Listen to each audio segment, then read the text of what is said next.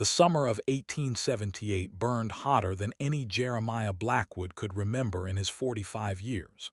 Sweat trickled down his temple as he stood at the entrance of the Silver Dollar Saloon, squinting against the relentless midday sun that baked the dusty main street of Redemption Springs, Colorado. The hand-painted sign hanging above the batwing doors announced in bold letters, "Pianist WANTED, Inquire Within." It had been there for nearly 3 weeks now, and Jeremiah was beginning to lose hope. Business had been dwindling since old Frank Tillman's arthritic hands finally gave out, leaving the upright piano in the corner gathering dust. A saloon without music was like a gun without bullets, technically functional, but missing its essential purpose. Jeremiah ran a calloused hand through his graying hair and adjusted the worn leather vest that had seen better days.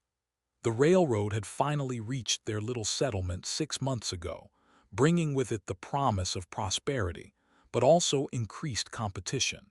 2 new saloons had opened at the east end of town, both with working pianos and pretty girls to serve drinks.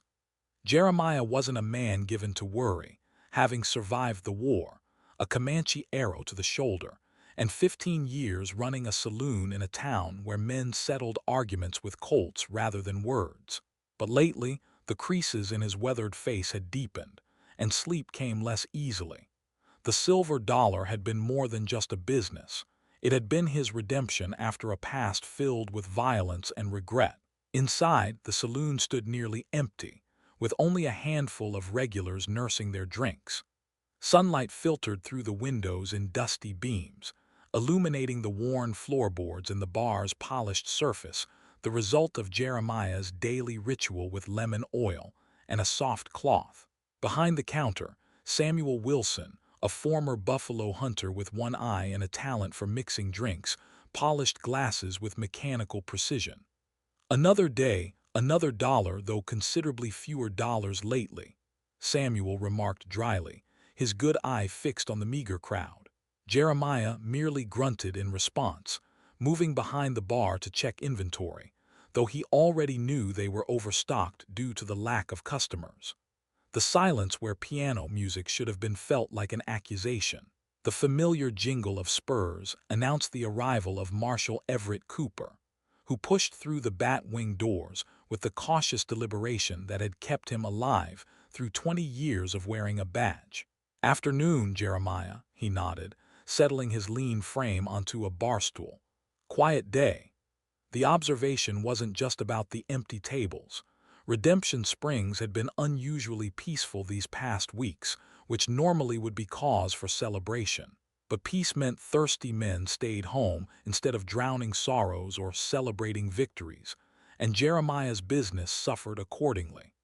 The marshal's eyes drifted to the silent piano in the corner, its brass candle holders empty, the bench pushed neatly underneath like a tombstone marking the death of entertainment.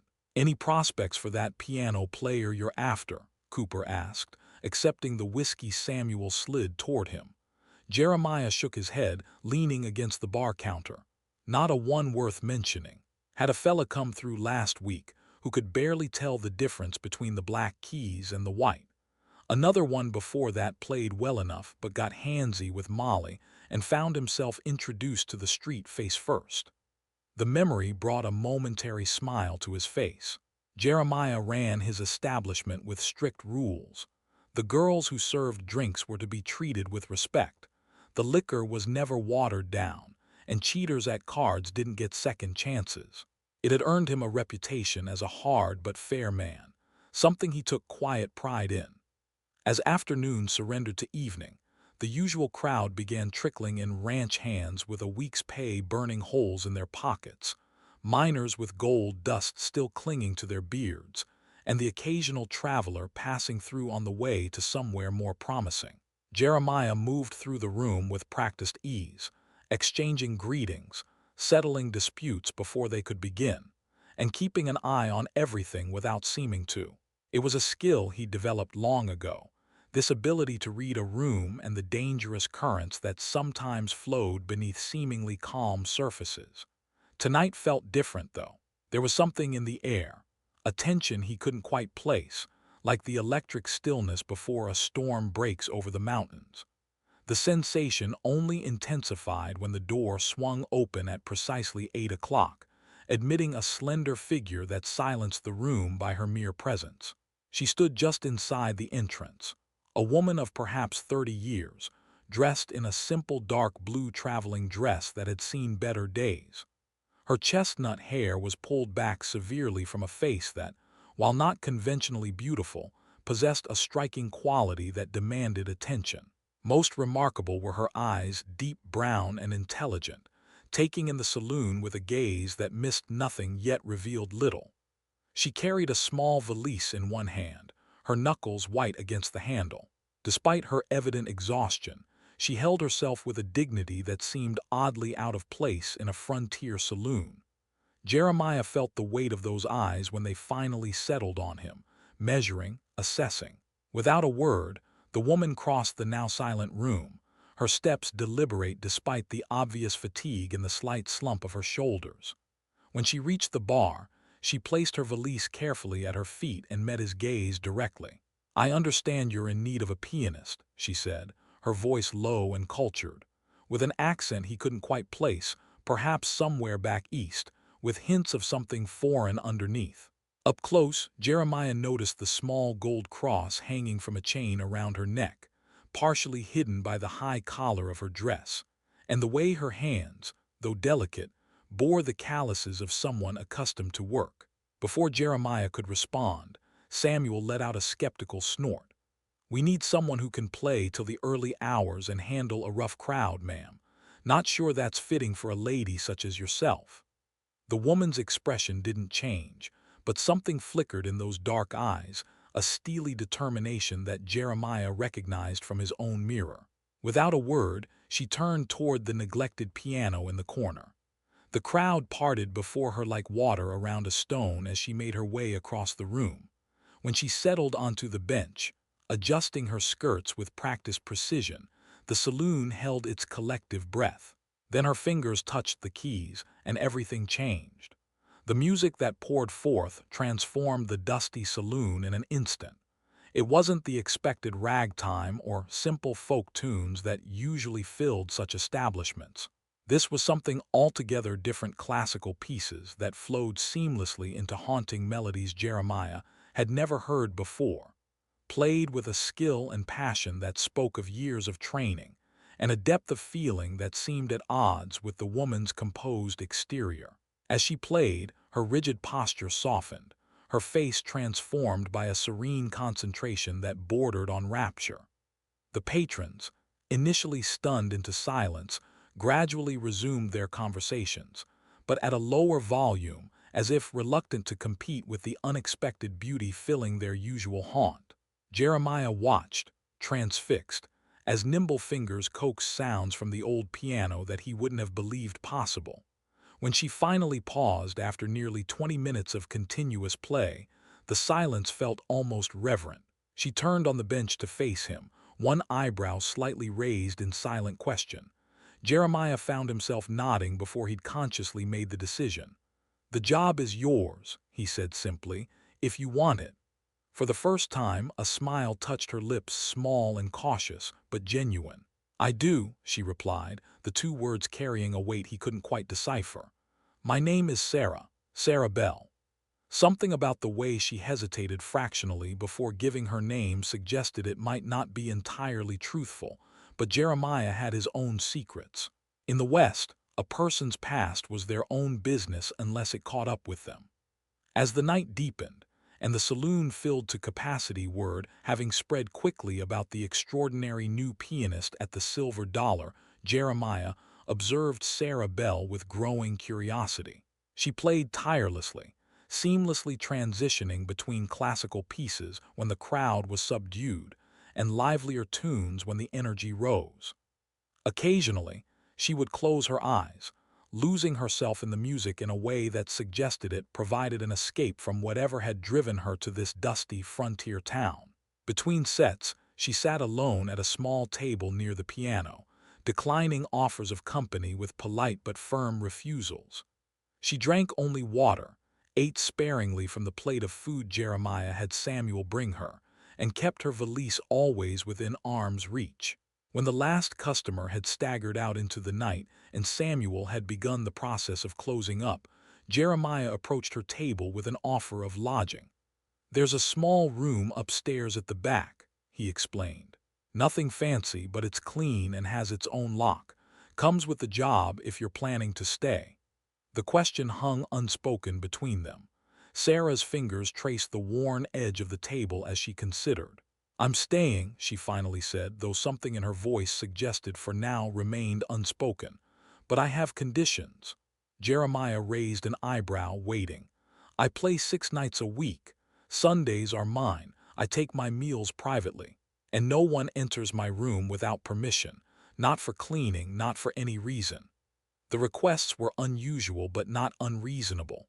Jeremiah agreed with a nod, his curiosity deepening. Later that night, after showing Sarah to her room and returning to his own quarters behind the saloon, Jeremiah sat on the edge of his bed, turning the evening's events over in his mind. Something didn't add up about Sarah Bell. Her hands were those of a working woman, yet she played like someone trained in the finest music halls of Europe. Her speech and bearing suggested education and perhaps wealth, yet here she was, alone in a frontier town, accepting work in a saloon, a position most respectable women would consider scandalous. And that cross around her neck, worn like a habit rather than an ornament. Jeremiah had spent enough years reading people to recognize someone running from something, or someone. The question was, what kind of trouble followed a woman who played piano like an angel and carried herself like she'd been taught by nuns?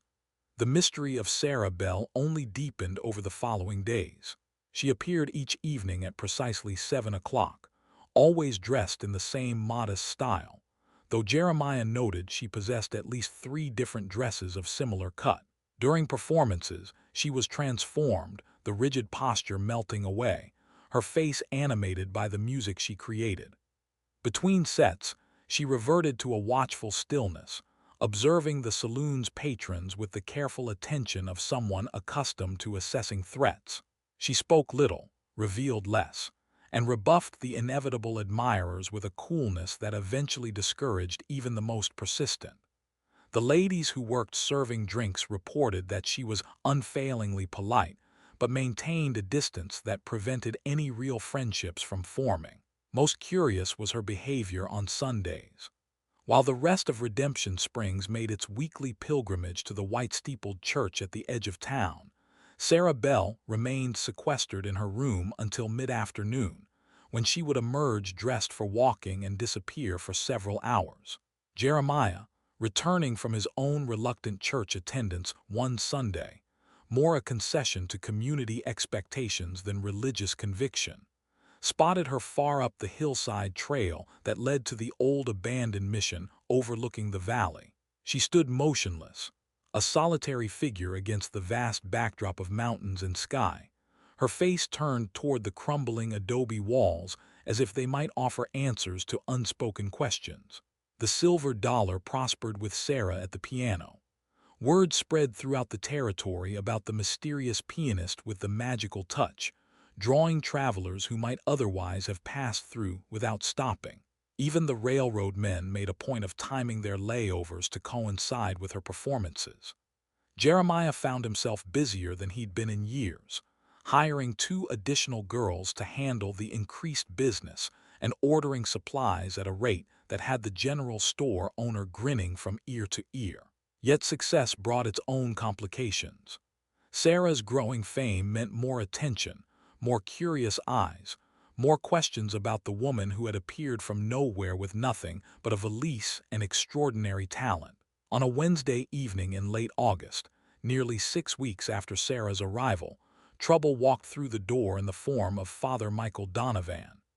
The young priest was new to Redemption Springs, having arrived just the previous month to assist the aging Pastor Williams at the church. His Irish accent and genuine concern for his flock had quickly endeared him to the community, though he was known to be more progressive in his views than his predecessor. Jeremiah noticed him the moment he entered. partly because the collar and black clothing stood out in the colorful saloon, partly because of the rare expression of shock that crossed the priest's face when his eyes fell on Sarah at the piano. For her part, Sarah's hands faltered on the keys for the first time since she'd begun playing at the Silver Dollar, a discordant note hanging in the air before she recovered and continued as if nothing had happened. Father Donovan made his way to the bar, his eyes never leaving the pianist. "Whiskey," he requested, his voice tight. Jeremiah poured the drink, watching as the priest downed it in one swallow, then pushed the glass forward for another. "Didn't expect to see a man of the cloth in here, Father," Jeremiah remarked casually, refilling the glass. "Special occasion." The young priest's eyes flickered briefly to Jeremiah before returning to Sarah. "You could say that," he murmured. "How long has she been playing here?" The question confirmed Jeremiah's suspicion that the priest's unexpected visit had everything to do with his pianist. "Almost 2 months now," he answered carefully. "Sarah's brought a lot of business my way. People come from miles around to hear her play." "Sarah," the priest repeated, a strange inflection in his voice. "Is that what she's calling herself now?" He didn't wait for an answer, instead picking up his glass and making his way to a table with a clear view of the piano. Jeremiah felt a protective instinct stir, though he couldn't have explained why. Sarah Bell was an employee, nothing more, certainly not someone he should be concerned about beyond her ability to perform her duties. Yet he found himself positioning himself where he could intervene if necessary, keeping one eye on the priest as the evening progressed. Father Donovan made no move to approach Sarah, simply watching her with an intensity that seemed to fill the space between them with unspoken words. When Sarah finished her final set shortly before midnight, she rose from the piano bench with her usual grace, acknowledging the appreciative applause with a slight nod. Only Jeremiah, watching closely, noticed how she deliberately avoided looking in Father Donovan's direction as she made her way toward the stairs leading to her room. The priest stood, placing a few coins on the table, and moved to intercept her. "Sister Catherine," he said, his voice carrying in the suddenly quieter room. Sarah froze, her back stiffening, before slowly turning to face him. "I believe you're mistaken, Father," she replied, her voice steady despite the pallor that had drained the color from her face. "My name is Sarah Bell." Father Donovan's smile held no humor. "I was at the seminary of St. Mary in Boston when you took your final vows, sister. I may have been just a novice then, but I remember the ceremony well, particularly since you played Bach's Jesu, Joy of Man's Desiring, so beautifully on the chapel organ afterward." He took a step closer, lowering his voice. "The Mother Superior has been beside herself with worry. They've been searching for you for months." A flash of emotion, pain, defiance, crossed Sarah's face before the composed mask returned. "I have nothing to say to you, Father," she stated flatly, turning away. His hand shot out, grasping her wrist. "You made vows before God, Sister Catherine, vows you cannot simply walk away from." The entire saloon had gone silent, the patrons watching the drama unfold with avid curiosity. Jeremiah moved forward, his instinct to protect his employee overriding his usual policy of non-interference. "I think you should let go of the lady's arm, Father," he said quietly, the steel in his voice unmistakable. For a moment it seemed the priest might refuse, but then his hand dropped away. "This isn't over," he said to Sarah, before turning and walking out of the saloon, the bat-wing doors swinging in his wake. In the silence that followed, Sarah stood motionless, her face expressionless but for the slight trembling of her lower lip. Then, without a word to anyone, she climbed the stairs to her room. The click of her door locking echoed in the quiet saloon like a gunshot. Jeremiah didn't see Sarah for the next 24 hours. She remained in her room, not emerging even for meals, ignoring his occasional knock and query about her welfare. By the following evening, concern had begun to edge into irritation. The saloon was already filling up, patrons anticipating the music that had become a staple of their evenings, and there was no sign of his pianist. Just as Jeremiah was contemplating the possibility of having to make apologetic explanations to his customers, the door to Sarah's room opened. She appeared at the top of the stairs, dressed as usual in one of her modest gowns, her hair neatly arranged, giving no outward sign of the turmoil that must have occupied her seclusion. Without a word, she descended and took her place at the piano. The music that flowed from her fingers that night held a new quality, a defiance, a passion that bordered on desperation. Later, after the saloon had emptied and Samuel had gone home, Jeremiah found her still at the piano, playing softly, a melancholy tune he didn't recognize. He placed a glass of whiskey on top of the instrument, something he'd never seen her touch in all the weeks she'd been there. "Thought you might need this tonight," he said simply.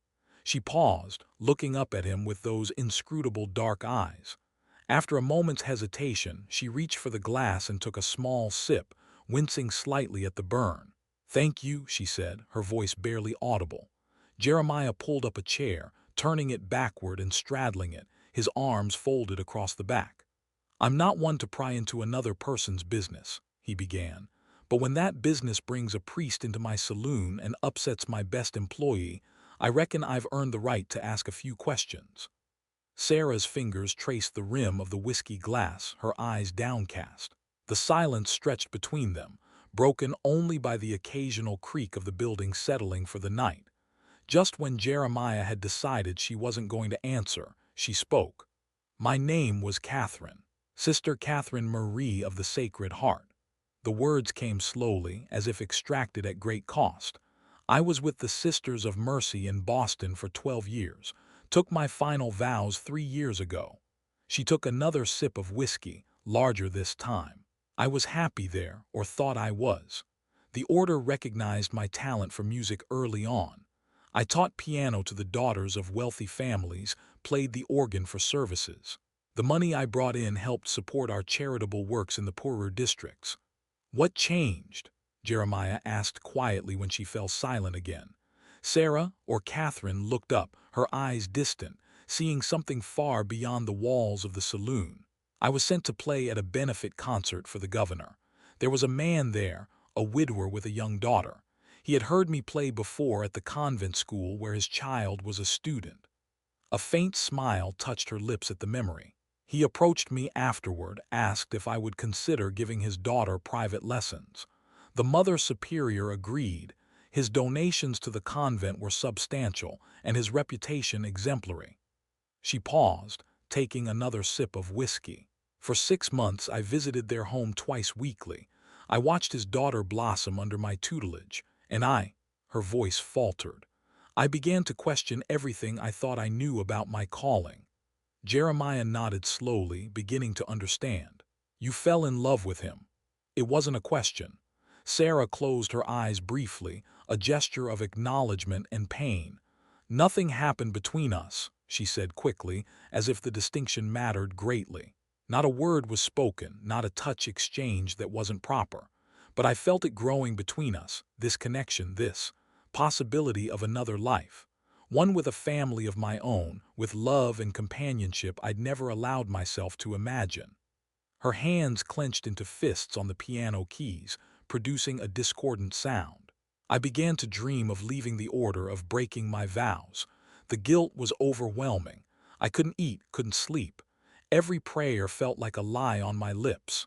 "So you ran," Jeremiah supplied when she fell silent again. Sarah nodded, a single tear trailing down her cheek.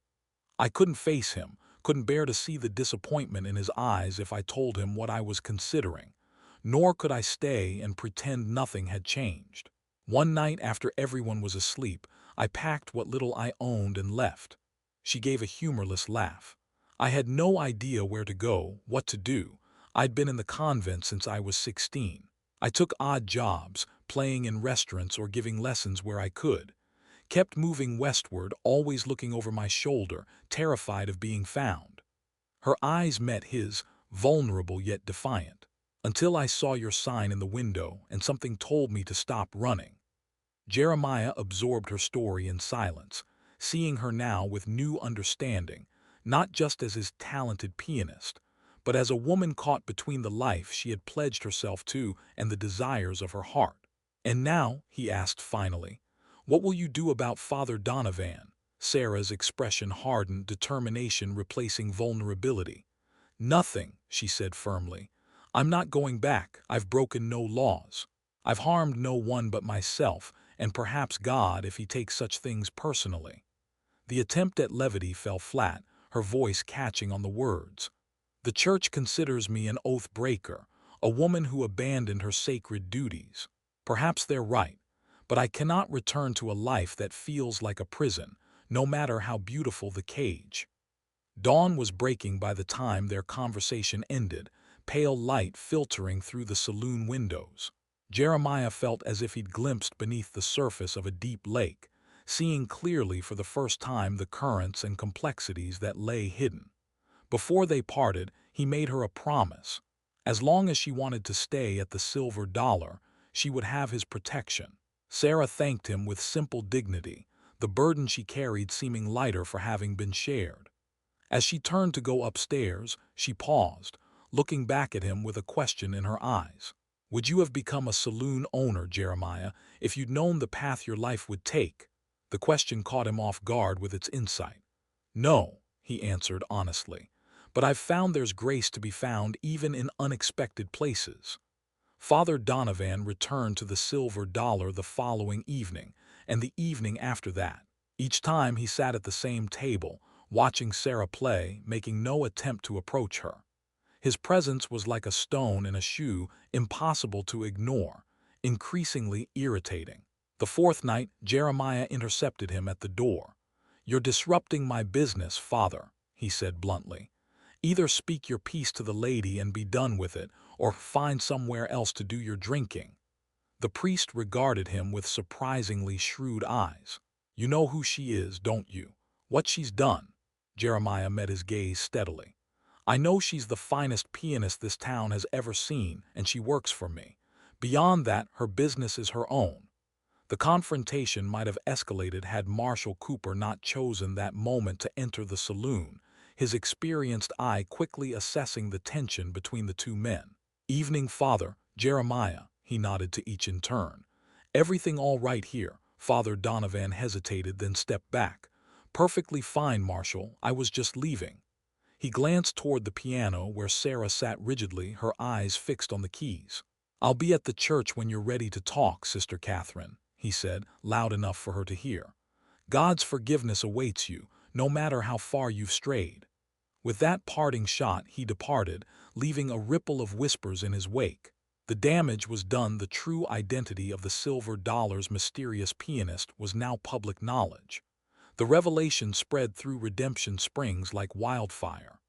By noon the next day, it seemed everyone in town knew that Sarah Bell was actually Sister Catherine, a runaway nun.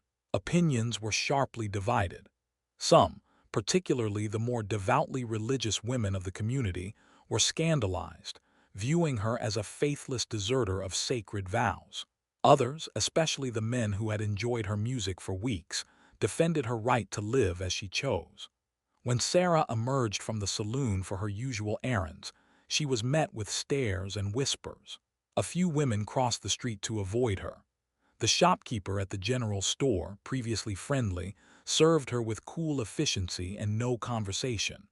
By the time she returned to the Silver Dollar, her face was pale but composed, her back straight as a ramrod. That evening, the saloon was more crowded than usual, curiosity drawing even those who rarely frequented such establishments. Sarah took her place at the piano with quiet dignity, ignoring the stares and whispered comments. Her music that night was extraordinary, filled with an emotional depth that silenced even her critics.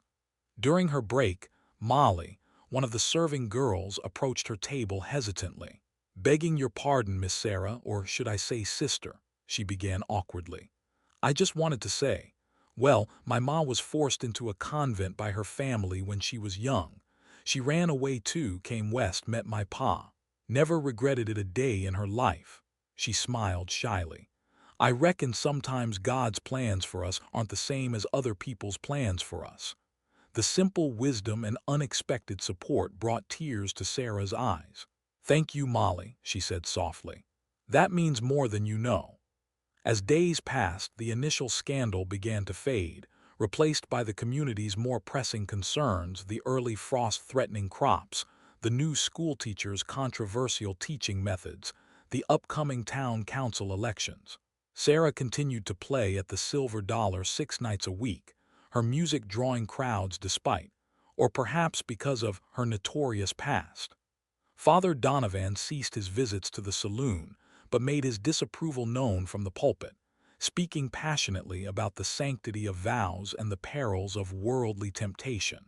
Pastor Williams, more pragmatic and seasoned by his many years shepherding the diverse flock of Redemption Springs, tempered these sermons with reminders about compassion and the danger of casting stones. September gave way to October, bringing crisp nights and the golden transformation of the aspen groves on the surrounding hillsides. On a particularly beautiful Sunday afternoon, Jeremiah found himself drawn to the trail leading to the old mission ruins where he had once seen Sarah standing alone. The path was steep but well-worn, switchbacking up the hillside through stands of pine and aspen. As he neared the top, he caught sight of a familiar figure seated on a fallen log, gazing out over the valley where Redemption Springs lay spread below like a handful of toys scattered across the landscape. Sarah didn't seem surprised when he settled beside her, as if she had been expecting him or someone like him all along. "Beautiful view," Jeremiah commented, breaking the companionable silence that had settled between them. Sarah nodded, her eyes still on the distant mountains. "It reminds me why they built the mission here in the first place. There's something sacred about this landscape, don't you think? Something that speaks of eternity more clearly than any cathedral I've ever entered." The observation revealed more of her inner thoughts than she usually shared. Jeremiah studied her profile, noting how the mountain light softened the severity of her features, highlighting a beauty that was more profound than merely physical. "You seem at peace today," he remarked. Sarah's smile was small but genuine. "I received a letter yesterday, from Boston." Jeremiah raised an eyebrow, waiting for her to continue. "It was from him, James Harrington, the widower I told you about," she explained, her voice soft with memory. "He hired a Pinkerton detective to find me, not to bring me back but to deliver a message." She reached into her pocket and withdrew a folded paper, handling it with reverence. "He wanted me to know that he understood why I left, that he respected my decision. He told me he had felt the same connection I did, but wouldn't have dreamed of asking me to abandon my vows." A tear slipped down her cheek, quickly brushed away. "He said his door would always be open if I ever wished to return, but that he hoped I had found happiness in my new life, whatever form that might take." "Have you?" Jeremiah asked quietly. "Found happiness?" Sarah considered the question seriously, her eyes tracking an eagle soaring on the thermals above the valley. "I've found freedom," she answered finally. "The freedom to discover who I am beyond the roles assigned to me: daughter, student, novice, nun. The freedom to make my own mistakes and find my own path." She turned to face him directly. "I don't know if that's happiness yet, but it feels like the necessary first step." The honesty in her words resonated with something in Jeremiah's own journey, his transformation from a violence-prone young man with too much anger and too little direction to the steady, respected business owner he'd become. As they walked back down the trail, the lengthening shadows of late afternoon stretching across their path, Sarah asked him a question that had clearly been on her mind. "Do you think less of me now, knowing the truth? That I broke sacred vows, abandoned my sisters, fled from my responsibilities?" Jeremiah considered his answer carefully, knowing its importance to her. "I think," he said slowly, "that true courage isn't just in making vows, but sometimes in breaking them when they no longer reflect the truth of who you are. It would have been easier to stay, to live a life of quiet desperation behind convent walls. Running wasn't cowardice, it was honesty, and I've always valued honesty above most other virtues." Winter came early to Redemption Springs that year, the first heavy snow falling before Thanksgiving. The Silver Dollar Saloon, with its roaring fire and warm atmosphere, became even more of a gathering place for the community. Sarah's music provided the perfect accompaniment to the long evenings, her repertoire expanding to include Christmas carols and winter-themed classical pieces that transformed the humble saloon into something approaching magical. Father Donovan had been reassigned to a parish in Denver, his zealous approach having proven less than effective with the independent-minded residents of the frontier town. His replacement, an older priest with weathered hands and kind eyes, made a point of visiting the Silver Dollar one evening, listening to Sarah play with evident appreciation before departing with a simple blessing offered to all present, her included. On Christmas Eve, after a special performance that had left many eyes damp and hearts full, Sarah lingered at the piano long after the last customer had departed. Jeremiah, finishing the evening's accounting at a nearby table, watched as her fingers caressed the keys, playing softly, almost to herself. "I received another letter today," she said without preamble, her eyes still on the piano. "From the Mother Superior." Jeremiah set down his pencil, giving her his full attention. "She writes that the church has officially released me from my vows. It seems Father Donovan's replacement advocated on my behalf, arguing that vows taken without full understanding of one's heart cannot truly bind the soul." A smile of wonder touched her lips. "I am free, Jeremiah, truly free in the eyes of God and the church." The news settled between them, significant as a cornerstone. "What will you do now?" Jeremiah asked, realizing as he spoke how much the answer mattered to him. Sarah's hand stilled on the keys as she turned to face him. "That depends," she said carefully, "on whether a certain saloon owner still needs a pianist." The question held layers of meaning that made Jeremiah's heart beat faster. "The Silver Dollar would be a poorer place without your music," he answered, matching her deliberate tone. "And its owner would be a lonelier man." The admission cost him something in pride, but gained him something far more valuable: the slow, radiant smile that transformed Sarah's face, erasing the last vestiges of the rigid control that had defined her for so long. As the new year of 1879 dawned over Redemption Springs, change came to the Silver Dollar Saloon. Regular patrons noticed that the sign above the bar now read Blackwood and Bell Proprietors, and that the owner and the pianist exchanged glances of a decidedly more than professional nature. The piano music remained exceptional, though now interspersed with laughter that hadn't been there before. And if anyone found it strange that a former nun and a saloon owner should find happiness together, they kept such thoughts to themselves. In a land where second chances were the currency of hope, their story seemed not so much scandalous as fitting. A reminder that redemption could be found in the most unexpected places, and that sometimes the most sacred journeys led not to the cloister but to the heart's true home. If you like this story, please like this video, subscribe to the channel, and share your impressions of this story in the comments. To listen to the next story, click on the box on the left.